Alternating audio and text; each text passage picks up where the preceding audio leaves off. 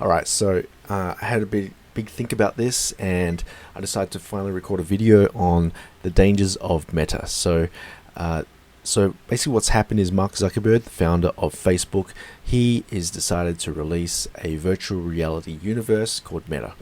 Now, a lot of people are starting to think, okay, well, that's pretty cool. Get to go in virtual reality, get to fulfill my fantasies, all that type of stuff. However, I think this is actually the start of the decline of human evolution. I know it's quite a big thing to say, but I think some things that you go through, some things that some things like there's some advancements in human evolution that you shouldn't go and try to evolve, if that makes any sense. Like there's some parts of an evolution where you just don't want to go down that path because it will just lead to a decline in human evolution. So let me try and explain this. For example, let's say that look at what Facebook, look at what social media has done for the world. Now you might be thinking, okay, it's really great. It's really helped me connect with my loved ones, which is okay. There's a lot of value there. Share my photos. I can like photos. I can get information. Okay, pretty cool, pretty cool. That's good. Now look at how much time you've spent on social media.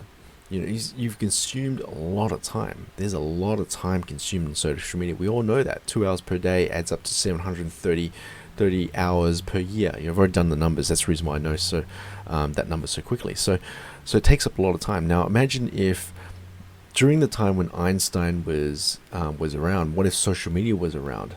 Do you think Einstein would have come up with all those fascinating revelations if social media was around? If he was given time, if he was given a lot of money, if he was given all the social media, virtual reality and everything, do you think he would have a lot of time to himself to come up with all these revelations and stuff? He wouldn't. And I think this is the true danger of Meta, is that it's been proven that social media is really addictive. It's so addictive. I'm addicted to social media, and I turn it off and I go back on because it's $1 billion company that goes out there and figures out how do I get these people on this platform, and it digs into your brain. Okay, digs into your brain. Now with Meta, it's like you're timing social media by 100. You're not only looking at a screen now, you're actually interacting with a virtual reality universe. You can go anywhere, you can do anything. You're practically playing God in another universe. And imagine what that would do to your brain. And if you're spending hours in this universe, something that you're completely lost in, your dopamine is firing up, you're just lost in this universe, and you get to do whatever you want, live in a mansion, go anywhere you want, whatever it is, right? When you turn that off and you go back to your real life, right, and you look around and you realize you're just living in a old apartment, or in a crappy job and no one likes you, all that type of stuff, what's that going to do to your mental health? You want to escape that. And that's the problem, is that this escapism is that it's not in real world, it's in an outer world, where if you have a problem in your life, you want to escape, you want to drink, you want to watch TV, you want to play video games. But nowadays, if you want to escape, you're going to go to the virtual reality world.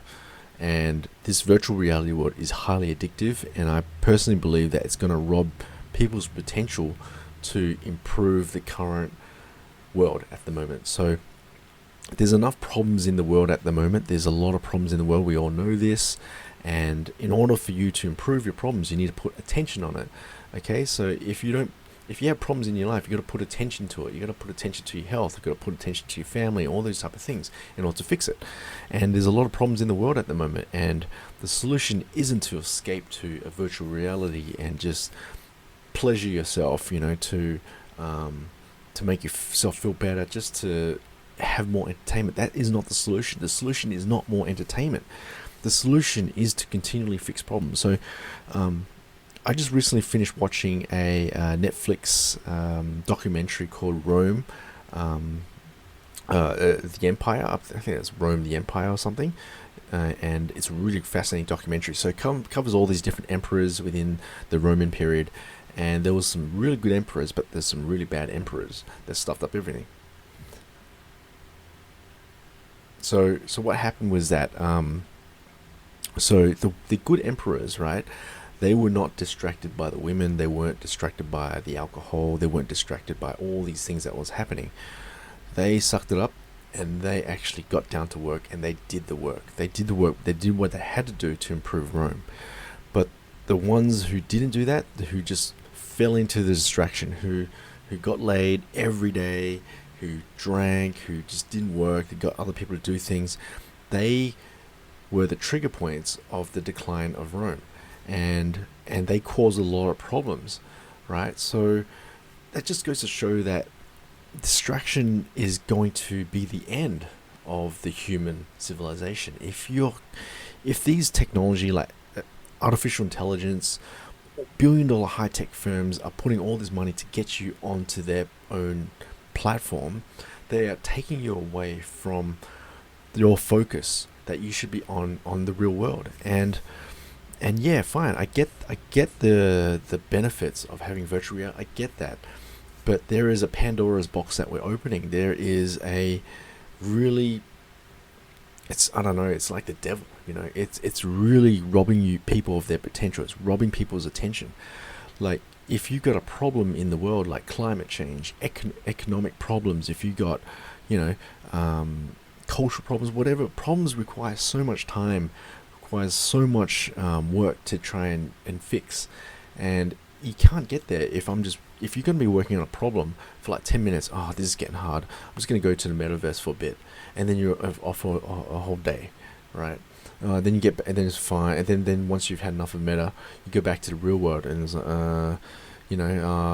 I'll get back to that problem before, because no one wants to work on a problem. It's hard to work on a problem. It's hard to stay focused. It's boring. It's hard. It's not fun, but it's necessary work for you to fix that problem.